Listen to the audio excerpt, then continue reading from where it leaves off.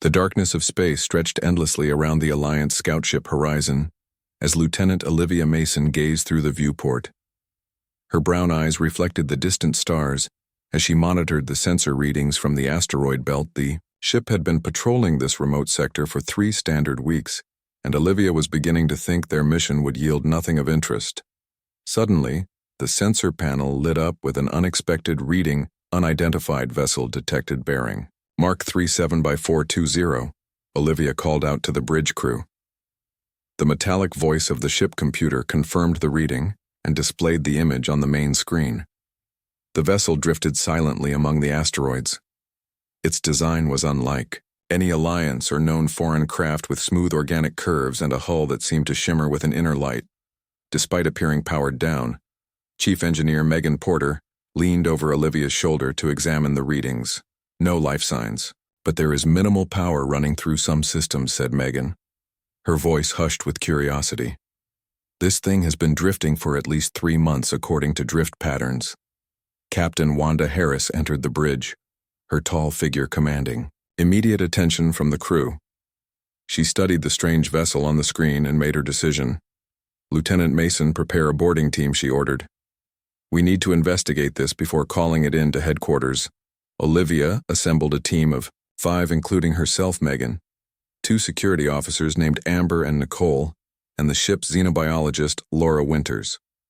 They suited up in standard exploration gear with atmosphere converters and magnetic boots. The shuttle journey to the derelict vessel took 20 minutes, during which Olivia felt an inexplicable sense of anticipation growing within her. The alien ship grew larger in the viewport, revealing intricate patterns etched into its hull that seemed to pulse with faint luminescence.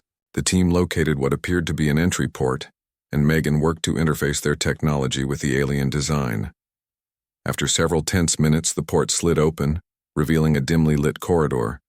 The air is breathable, announced Laura, checking her instruments, but has unusual trace elements. I recommend we keep helmets on until we know more. The team moved cautiously through the vessel. The interior was even more strange than the exterior, with corridors that curved organically and walls that seemed almost alive with shifting patterns of light beneath translucent surfaces. The gravity was slightly lighter than Alliance standard, and the temperature was warm but comfortable.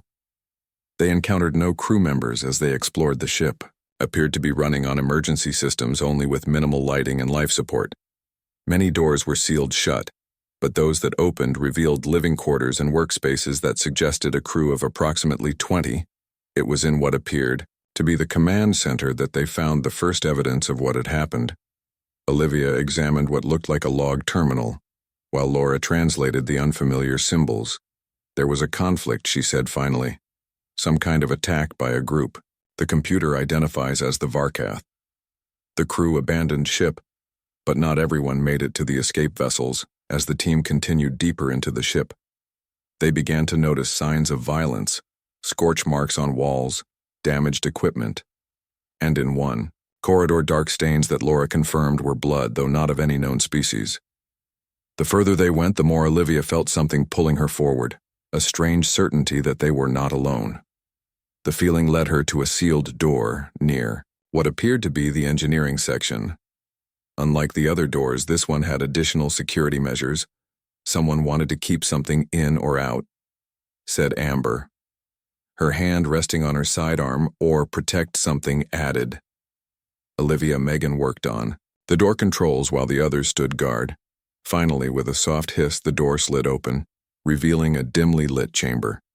Unlike the other rooms, this one had been modified into what appeared to be a cell with a sleeping platform and minimal amenities. Figure rose from the shadows, moving with fluid grace that immediately signaled non-human origins. As the being stepped into the light, Olivia felt her breath catch. Before them stood a woman, or something very like a woman. Her height matched Olivia's, but there the similarities ended. Her skin had an opalescent quality that seemed to shimmer with inner light. Her features were delicate and refined, with high cheekbones and almond-shaped eyes that glowed with an amber luminescence. Her ears tapered to elegant points, and her hair fell in waves of silver white around her shoulders. The alien woman regarded them with a mixture of caution and hope. When she spoke, her voice was melodious, with an accent that made standard language sound like music. You Are not Varkath. She said, I am Lyria of Elvander. Laura stepped forward, identifying herself as a xenobiologist, and attempted to communicate further. Lyria revealed that she had been a prisoner on the ship for several months. The original crew had purchased her from slavers but had treated her with some degree of respect until the Varkath attack. The crew had abandoned ship, leaving her locked in this room, either forgotten or deliberately left behind. I am the last royal daughter of the Elvendar, Lyria explained. My people were scattered when our homeworld was invaded. I was captured while trying to find survivors. Olivia felt drawn to the alien woman in a way she could not explain. There was something in Lyria's eyes that spoke of ancient wisdom and terrible loss. When Lyria suddenly tensed and moved to a concealed panel in the wall, Olivia found herself stepping between the alien and her team members. Lyria retrieved something from the hidden compartment, a small container that hummed with energy. When she opened it, the team gasped at what lay inside. Curled in a nest of glowing fibers was a small reptilian creature no larger than Olivia's hand. Its scales shifted colors like oil on water, and two tiny wings were folded against its body. As they watched, the creature stirred and opened eyes of brilliant sapphire. This is Azura, explained Lyria. She is bound to me by soul and ancient magic. She is the last of her kind as well. The creature unfurled its wings and chittered softly, projecting a sense of curiosity that Olivia somehow felt in her mind. It's telepathic, exclaimed Laura. Reaching for her scanner, Lyria quickly covered the small dragon with her hands. No, she is very rare and valuable. There are those who would kill too, possess her, or worse, experiment on her. Something in the way Lyria spoke triggered Olivia's instincts. Regulations required reporting all encountered sentient species, especially ones with unusual abilities. But something told her that doing so would place Lyria and her companion in grave danger. Captain Harris will want a full report, said Nicole, looking at the alien woman with suspicion. Olivia made a split-second decision that would change everything. Perhaps not a full report, she said carefully, at least not until we understand more. There are protocols for first contact situations. The team looked at her with surprise, but Megan nodded slowly. We need to learn more before headquarters sends in the specialists, she agreed. Those guys tend to take over and we lose all access. Lyria watched this exchange with keen intelligence. Her amber eyes focused on Olivia with growing trust. I can help you understand, she said. I know much of the galaxy and the forces at work within it, but I must protect Azura above all else. She is more important than you can imagine. The small dragon creature trilled softly and fluttered up to perch on Lyria's shoulder. Its wings had already grown visibly since emerging from the container. As it settled, it turned those intelligent blue eyes toward Olivia, and she felt a gentle touch against her consciousness like a question. Olivia made her choice. We need to get you to our ship, she told Lyria, but we need to be careful about how we introduce you. Some things might be best kept between us for now. As the team prepared to escort Lyria back to their shuttle, Olivia felt the weight of her decision. She was potentially violating several regulations. Yet looking at Lyria and the small dragon creature, she knew with absolute certainty that protecting them was the right thing to do. Something momentous had begun with this discovery. Something that would take Olivia far beyond the boundaries of known space and the limits of her previous life.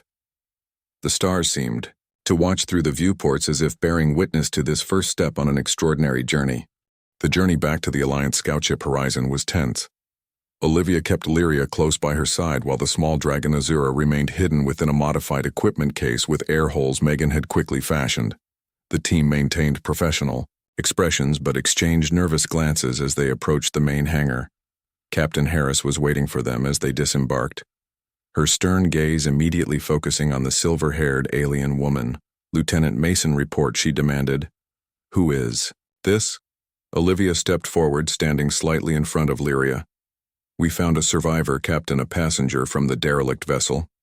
Her name is Lyria. Olivia carefully omitted any mention of Elvendar royalty or the dragon hidden in the equipment case. She presented Lyria as a rescued victim of piracy, which was not entirely untrue.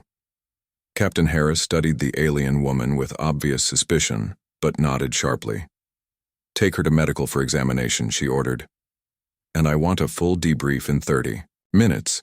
In the medical bay, Dr. Carla Wilson conducted basic examinations while Olivia stood guard discreetly, keeping the equipment case containing Azura nearby. At one point, the case trembled slightly, and Olivia coughed loudly to cover the soft, chirping sound from within. Dr. Wilson looked up from her scanner with a puzzled expression. Her readings are fascinating, she told Olivia.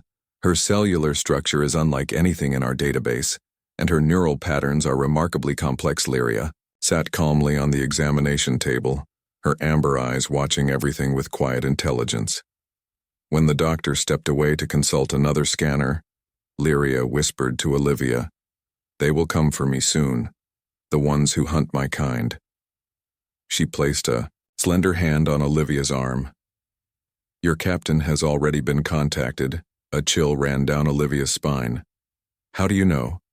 "I can sense communications about me," Lyria explained, her voice barely audible. "My people are sensitive to such things. Your alliance has elements within it that have sought the Elvendar for generations." Before Olivia could respond, her communication device chimed, summoning her to the bridge for the debrief she assumed. But when she arrived, Captain Harris was speaking via secured channel with a stern-faced woman whose uniform bore the insignia of Alliance intelligence. "Ah," Lieutenant Mason said. Captain Harris, her voice unusually formal. "This is Director Eleanor Walsh from Special Projects Division. She has expressed particular interest in our guest." The woman on screen regarded Olivia with cold calculation. "Lieutenant, I understand you were first to make contact with the alien specimen," she said. "Our department has been searching for members of this species for some time. A transport will arrive within 12 hours to collect the alien for proper study. You are to prepare her for transfer." Olivia felt her mouth go dry.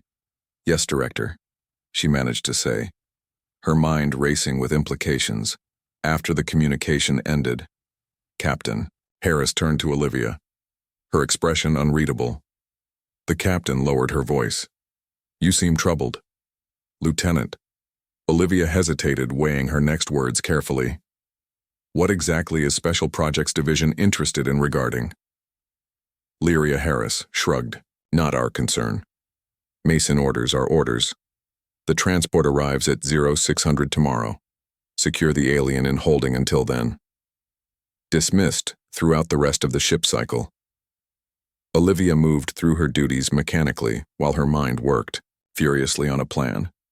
She visited Lyria in the holding cell, bringing food and basic necessities while whispering updates. Azura had been smuggled into the cell hidden in supply containers and was now curled beside Lyria, growing visibly larger with each hour. "This Special Projects Division," Olivia whispered. "What do you know of them?"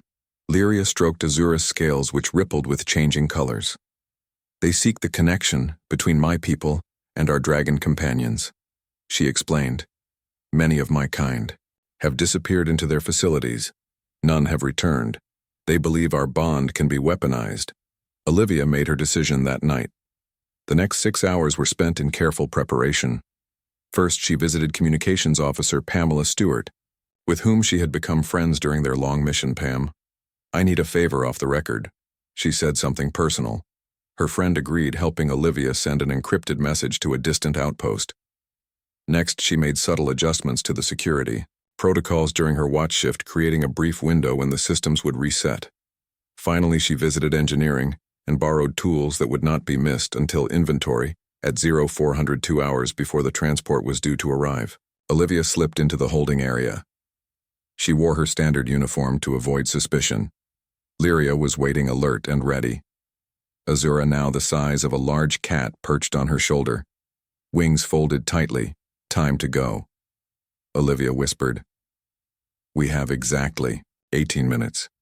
They moved silently through the corridors. Olivia had chosen the perfect time when shift changes and maintenance schedules aligned, creating minimal crew presence.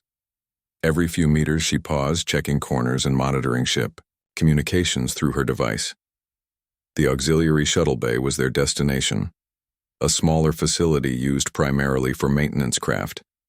The security override worked perfectly, the doors sliding open with a soft hiss. Inside was a single short, range shuttle normally used for external hull inspections, Olivia quickly powered up the systems while Lyria settled into the co-pilot seat. Azura curled between them, growing agitated as emergency lights began to flash in the corridor outside. No, Lyria set her eyes wide. The shuttle doors are still sealed. Olivia replied, her fingers flying over the controls. She initiated emergency launch protocols, overriding safety measures. The outer bay doors began to slide open as warning alarms blared throughout the ship. Warning, unauthorized shuttle launch, boomed the ship computer. Voice of Captain Harris broke through on the communication system. Lieutenant Mason, stand down immediately.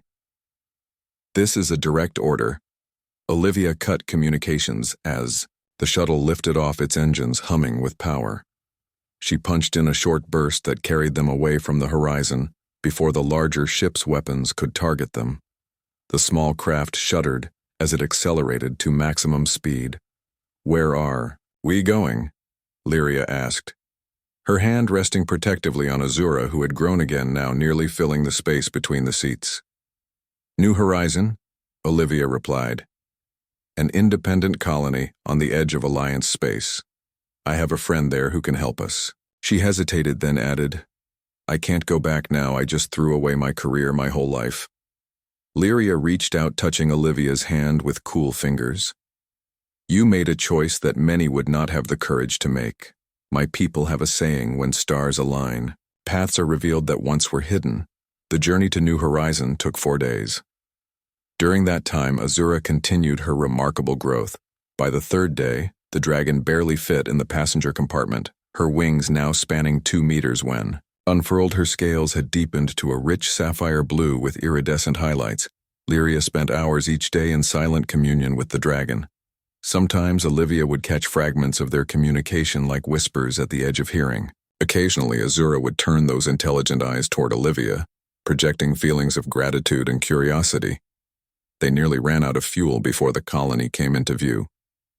A collection of habitation domes and landing pads nestled in the valley. Of a dusty red planet, Olivia sent the recognition codes she'd prepared and received landing clearance from a familiar voice.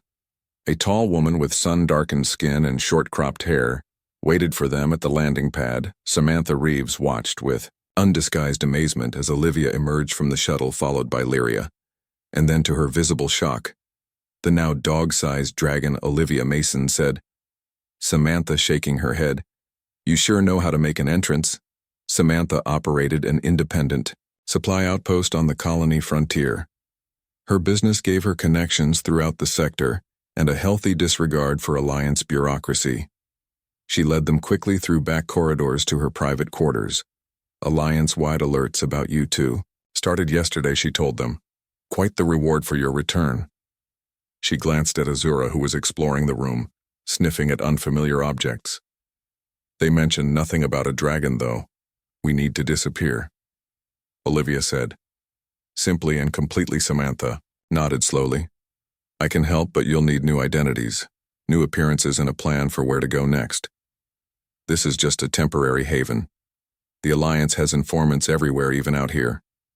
That night, as Olivia lay awake on a cot in Samantha's storage, whom she contemplated the enormity of her actions, her career was over, her life as she knew it finished. She had become a fugitive for an alien woman and her mysterious dragon companion. In the darkness, she whispered to herself, "What have I done?" Across the room came a soft glow as Azura lifted her head. The dragon regarded Olivia with those sapphire eyes and projected a feeling of such warmth and certainty that tears sprang to Olivia's eyes. Beside the dragon, Lyria sat up, her silvery hair catching the faint light. "You have done what was right," Lyria said softly, "and we will protect you now as you have protected us." As if to emphasize this promise, Azura unfurled her wings, which now glowed with a subtle blue luminescence, casting the room. In ethereal light, Olivia realized with sudden clarity that her journey had only just begun. Days turned to weeks at the remote outpost on New Horizon. Samantha provided Olivia and Lyria with a small dwelling on the edge of the settlement where they could remain hidden from curious eyes.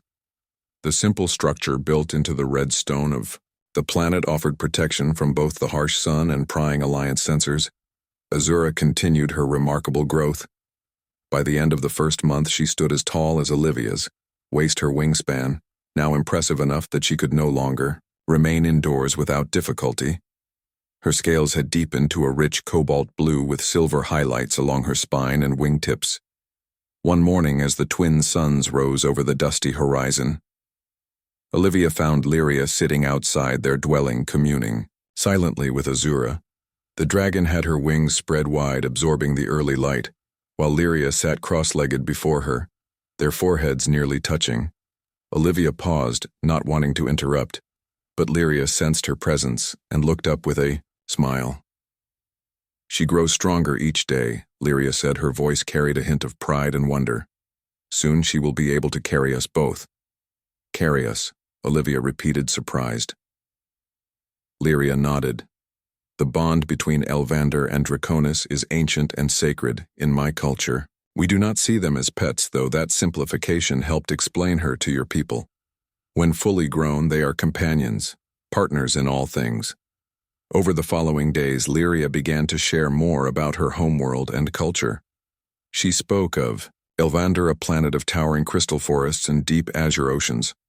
The Elvander people had evolved alongside the Draconis species, developing telepathic bonds that strengthened both races. One evening, as they sat beside a small fire outside their dwelling, Lyria revealed the truth about her status. "I told you I was royal." She began, her silver hair glowing in the firelight. "But what I did not explain is that my servitude was not entirely forced. It was a sacred disguise." Olivia looked up from the meal she was preparing, confused. "In times of great danger," Lyria continued, "Elvandar royalty use an ancient ritual to conceal their true nature. We enter a state called the diminishing, where our powers and royal markings fade from sight. We become as ordinary citizens or even appear as slaves. It is our greatest protection against those who would destroy our bloodline." She rolled up her sleeve, revealing faint silvery patterns on her skin that seemed to shimmer with inner light. "These markings have been hidden since the invasion of our world," she explained. "But now, away from danger and with Azura growing stronger, they begin to emerge again." Azura, who lay curled nearby, raised her head at the mention of her name, her sapphire eyes fixed on Olivia. For a moment, Olivia felt a strange sensation, like gentle fingers brushing against her mind. Then suddenly, a voice clear as crystal, yet somehow not heard with her ears. "She tells truth, human. The connection grows between us all." Olivia gasped, her eyes wide. "You spoke to me," she said to the dragon. Lyria looked between them with wonder. "It is unprecedented," she whispered, a non-Elvander hearing Draconis' speech. She reached out, taking Olivia's hand. "The bond must be forming between you as well." Over the next weeks, this connection deepened.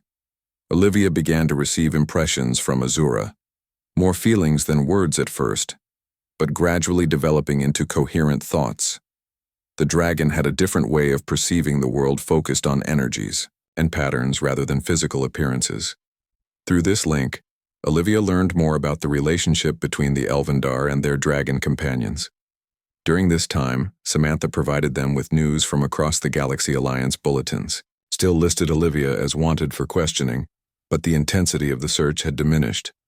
However, concerning reports had begun to emerge about raids on remote settlements, where witnesses described searchers with unusual technology looking for beings matching Lyria's description. "You need to understand why they hunt us," Lyria said one night as they discussed these reports. "My world holds a secret, a resource that exists nowhere else in the known galaxy." She explained that deep within Elvandar, crystals was an element the Elvandar called starlight essence.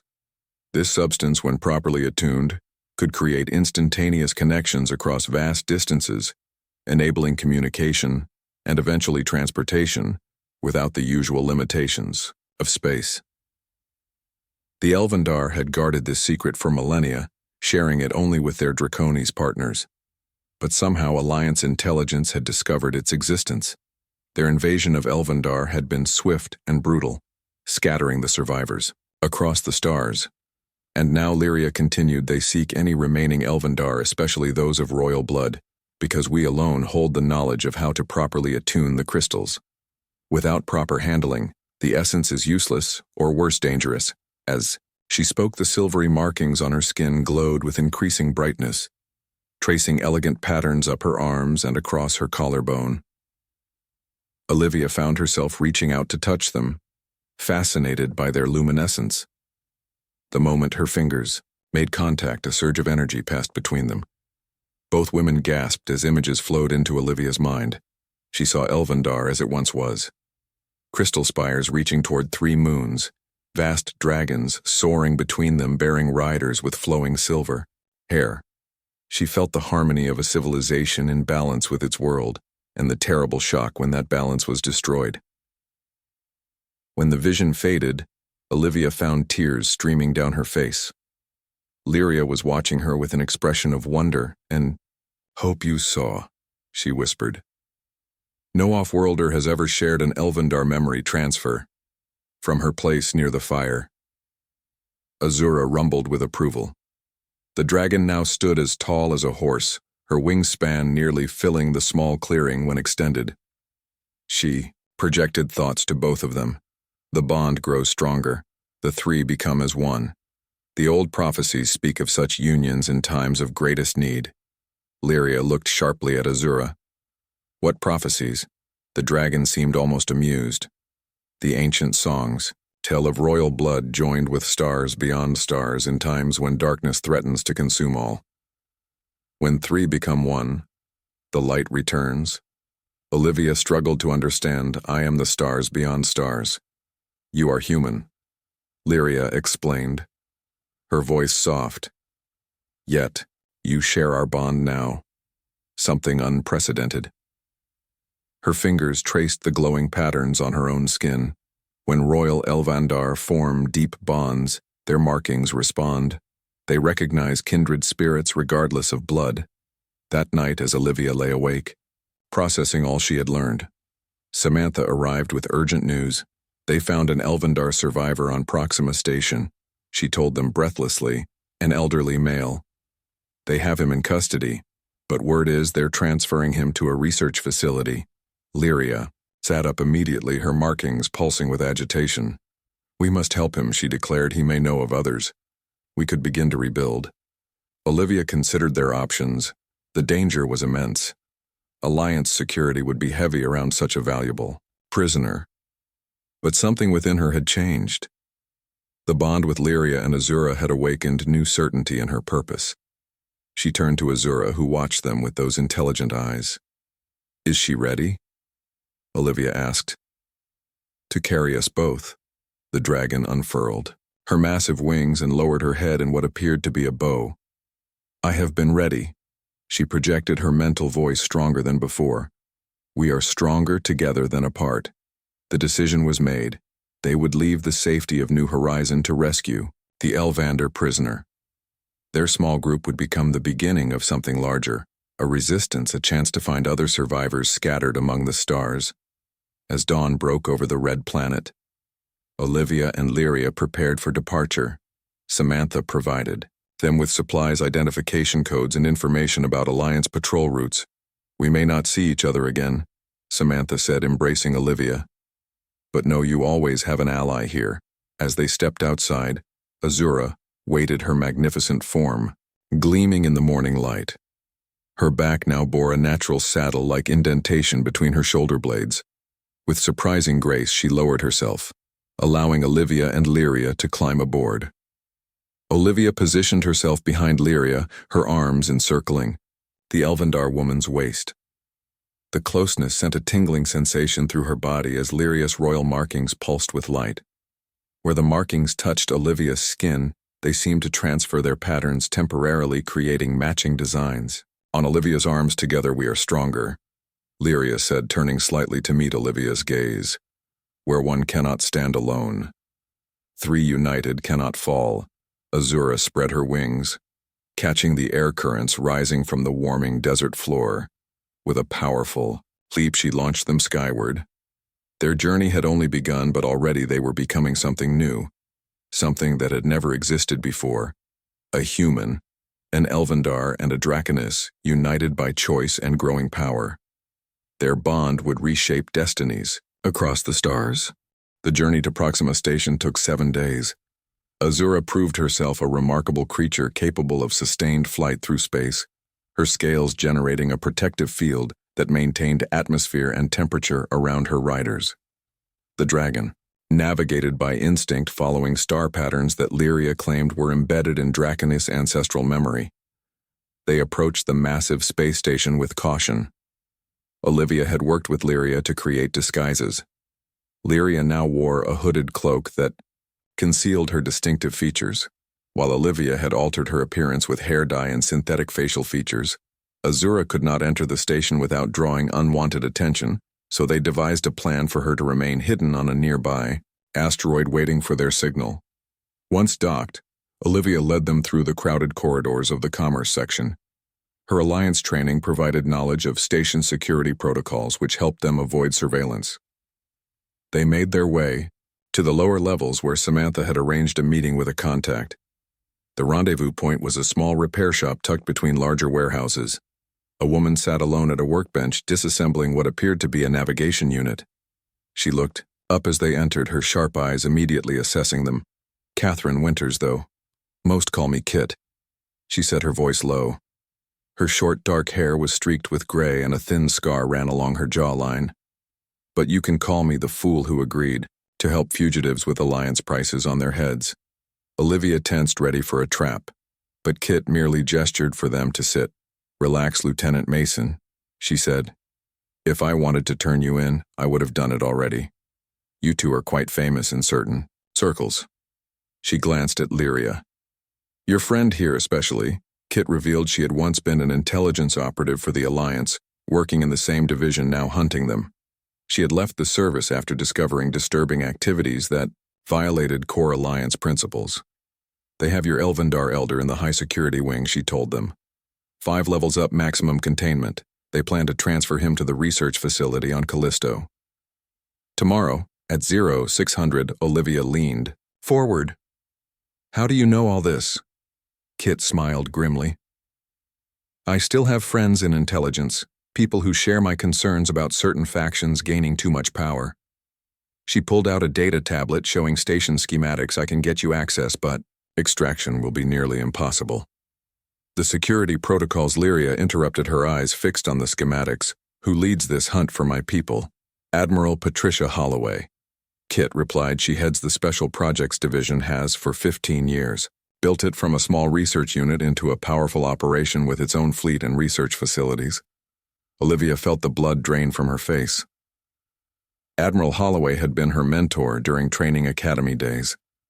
A brilliant tactical mind who had taken special interest in Olivia's career. Had that all been monitoring her all along? Kit noticed her reaction. "You know her? She recruited me personally," Olivia whispered. She said, "I had potential." Kit nodded, unsurprised. Holloway collects talented officers, especially those with flexible ethical boundaries or useful connections. She paused, studying Olivia. "Your defection surprised everyone. It seems she misjudged you."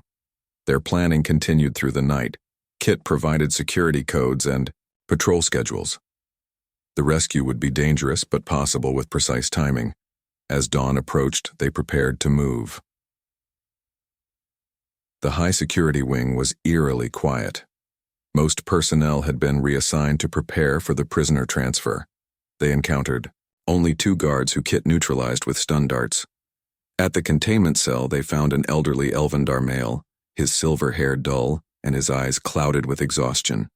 When he saw Lyria, his eyes widened with recognition.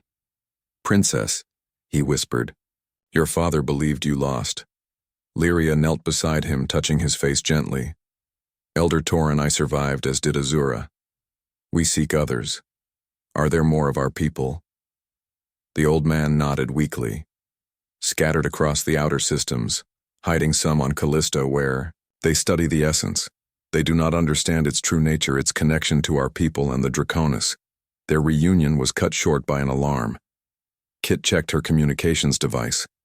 "They know they're coming," she warned. "We need to move now there." Escape became a desperate race through maintenance tunnels and service corridors. Kit led them toward an emergency airlock where they could signal Azura. But as they turned the final corner, they encountered a squad of security forces led by a tall woman with steel-gray hair and cold eyes, Admiral Holloway. Olivia whispered. The Admiral stepped forward, her gaze calculating Olivia Mason. She said, her voice eerily calm. You disappoint me. I had such plans for your career. She glanced at Lyria and, the Elvendar Elder, I see you found our subjects remarkable specimens. The telepathic capabilities alone are worth studying. Her casual cruelty made Olivia's stomach turn. These are people, not research subjects. Holloway smiled thinly. They are resources, Lieutenant, valuable ones. Their genetic material holds the key to revolutionary technologies. Their connection to those creatures offers possibilities beyond imagination. While Holloway spoke, Kit had slowly positioned herself near an environmental control panel. With a swift movement, she overrode the system, plunging the corridor into darkness and triggering emergency protocols. Chaos erupted as security forces fired blindly. Olivia pulled Lyria and Elder Torin toward the airlock, while Kit provided covering fire. In the confusion, Holloway disappeared. They reached the airlock, sealed it behind them, and signaled Azura. Within minutes, the massive dragon appeared, hovering outside the station. Her wings extended fully as they prepared to open the outer door. Kit grimaced, pressing a hand to her side where she pulled it away. Her fingers were dark with blood. Go, she urged. I'll hold them off. Buy you time. Olivia hesitated, unwilling to leave her behind. Kit shook her head. No choice, she insisted. Find the others on Callisto. Stop what they're doing there. Using Elder Elvendar to experiment on essence integration? Dangerous. The outer door opened, and Azura moved closer. The dragon, now large enough to carry 3 riders easily. They helped Elder. Torn onto her back, Lyria turned to Kit, her royal markings glowing brightly. We will return for you, she promised. The Elvendar do not forget allies. Kit nodded weakly, her face pale. Go now before Holloway locks down the whole station. Their journey to Callisto was solemn. Elder Torin revealed more about the Alliance experiments. The Special Projects Division had established a research base inside one of the moon's craters. There they had gathered several captured Elvendar, forcing them to work with the starlight essence without proper protections. The results had been catastrophic for some, while others survived as little more than hollow shells of their former selves. We must free them. Lyria declared, her voice filled with righteous anger. They desecrate our sacred knowledge. Upon reaching Jupiter, they circled carefully around the massive gas giant, using its radiation belts to mask their approach to its moon. Callisto appeared as a gray orb, scarred with ancient impact craters. Elder Torin guided them to a hidden location far from the main Alliance facility. We have allies here. He explained, humans who oppose Holloway's methods. They built this sanctuary. The base was concealed beneath an ice ridge with entrances carved into natural caverns. Inside, they found a small community of resistance fighters, both human, and a handful of rescued Elvandar. A woman named Fiona led the group. She had once been a scientist with special projects before witnessing the cruelty of their experiments, maintain a network across the system. She explained others who believe the Alliance has lost its way. She showed them to a communications center where reports from their agents appeared on various screens. One caught Olivia's attention. Admiral Holloway has deployed the Aegis fleet. She read, her voice tight with concern. They're heading for Callisto. Fiona nodded grimly.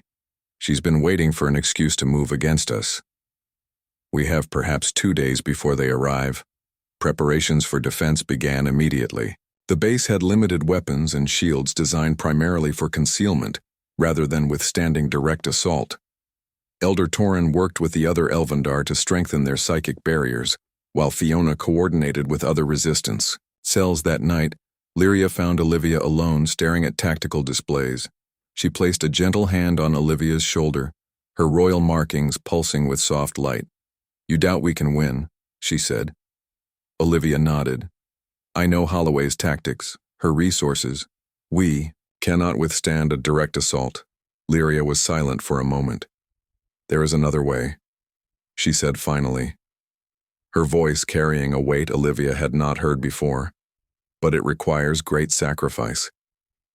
She led Olivia deeper into the base through crystal-lined tunnels that reminded her of the visions she had shared of Elvendar.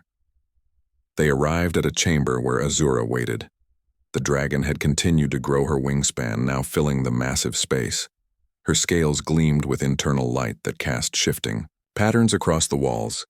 The full-blood Elvendar royalty can merge consciousness with their Draconis companions. Lyria explained, becoming something greater than either. But the process requires balance, a third presence, a soul anchor. This role has always been filled by another Elvendar. Never has a human participated.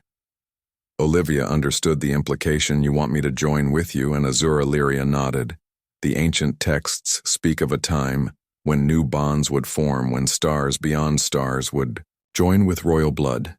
She touched Olivia's face gently. The patterns I see in you match those prophecies.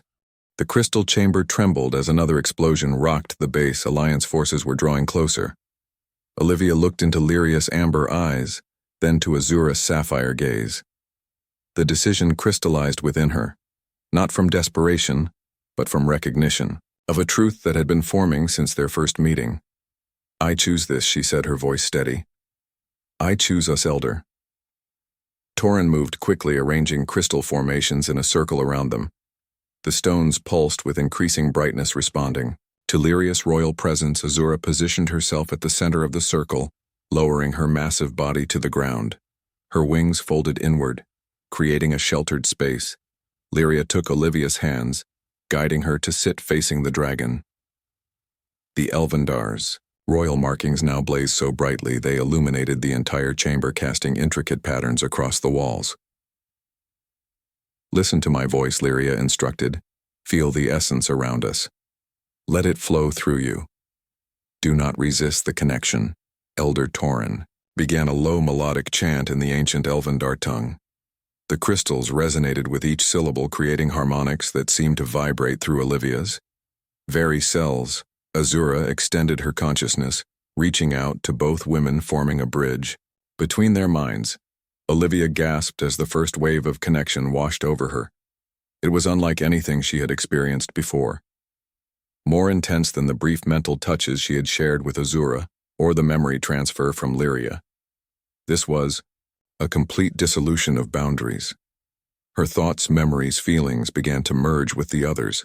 She saw Lyria's childhood on Elvendar, running through crystal forests with juvenile dragons soaring overhead.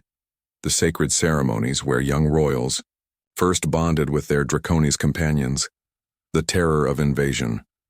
The desperate flight among the stars, years of hiding and fear.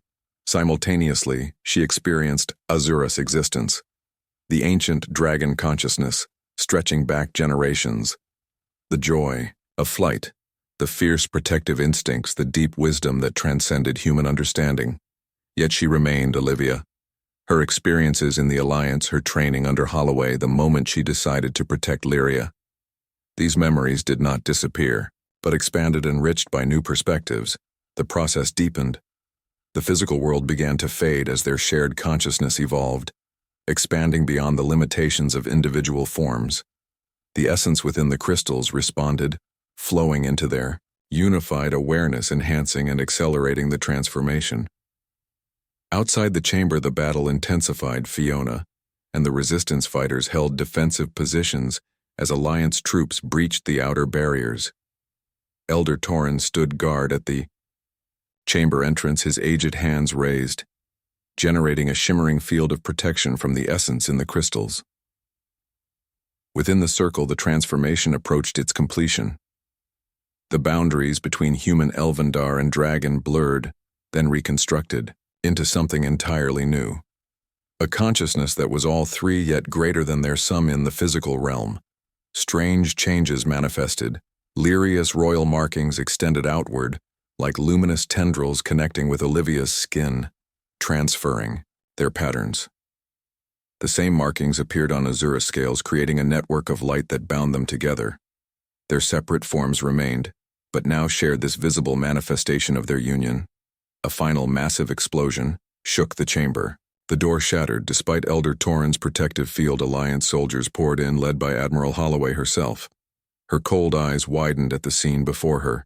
"Cease this immediately," she commanded, her voice harsh with authority. She raised her weapon targeting the connected trio. The unified consciousness that was now Olivia Lyria Zura perceived the threat with perfect clarity. They rose as one. Azura unfurling her wings, which now bore the same glowing royal patterns, Lyria and Olivia stood. Before the dragon, their bodies illuminated with shared markings. Their eyes glowed with identical light. "You do not understand what you interfere with," spoke three voices in perfect unison. The harmonics of their combined voice caused the crystals around them to resonate, creating a shield of pure energy. Admiral Holloway stepped forward, unmoved by the display. "I understand perfectly," she replied.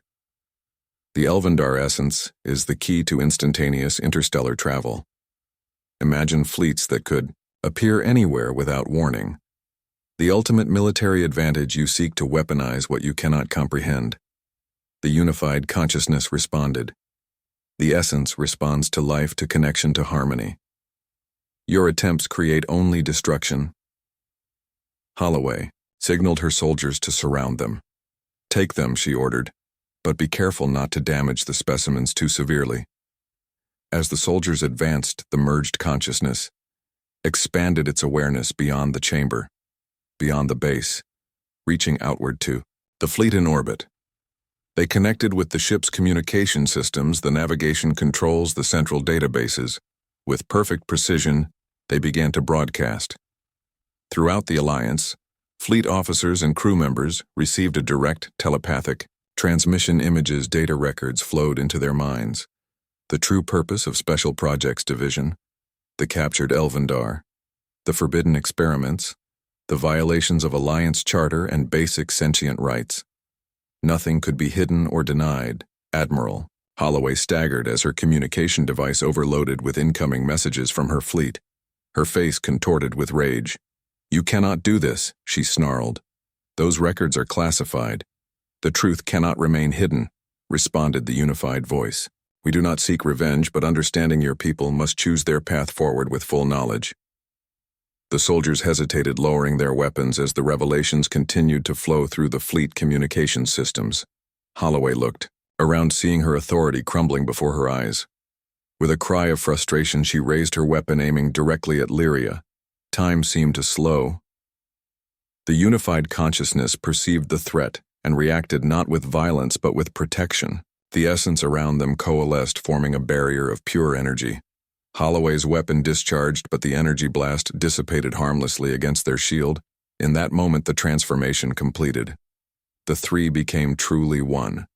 Their shared power reached its zenith. The crystals throughout the chamber pulsed in response, sending waves of energy outward. The soldiers were gently pushed back unharmed, but unable to approach Holloway. Alone remained standing, her face a mask of defiance. "And fear you have failed, Holloway," the unified consciousness stated, "not because your goal of advancement was wrong, but because your methods denied the very essence of what you sought to control. Connection, harmony, respect for life. These are not weaknesses to overcome, but strengths to embrace." Throughout the Alliance communications network, the truth continued to spread, from ship to ship, station to station, world to world. The conspiracy unraveled as evidence flowed freely. Officials who had supported Special Projects Division found themselves facing questions they could not answer. In the crystal chamber, Holloway watched her life's work disintegrate. She raised her weapon once more in a final, desperate gesture. But before she could fire, a figure tackled her from behind.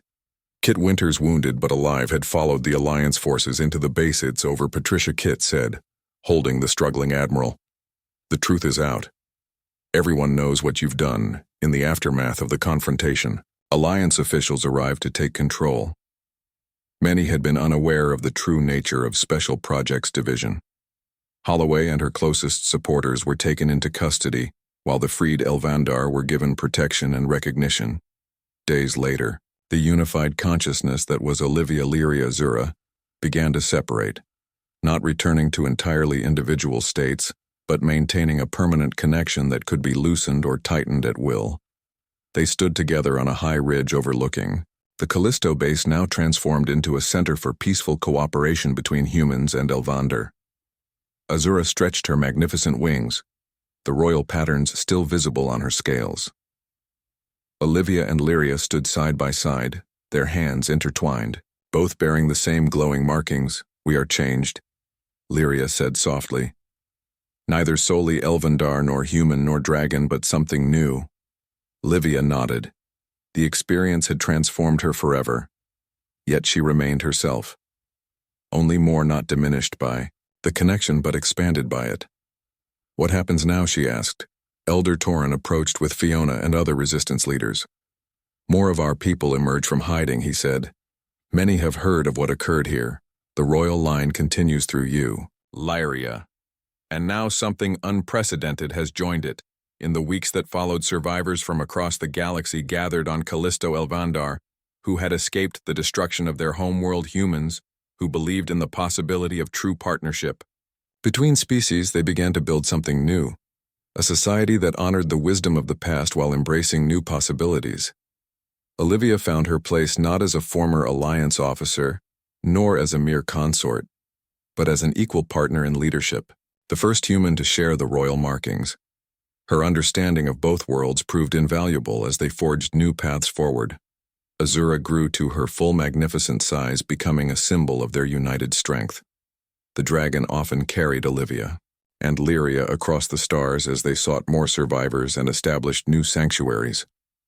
Their telepathic bond remained, allowing instantaneous communication and shared awareness when needed. On a distant moon, they established New Elvandar, a place where crystal formations similar to the homeworld were discovered and cultivated. There they built the first settlement fusing Elvandar crystal architecture.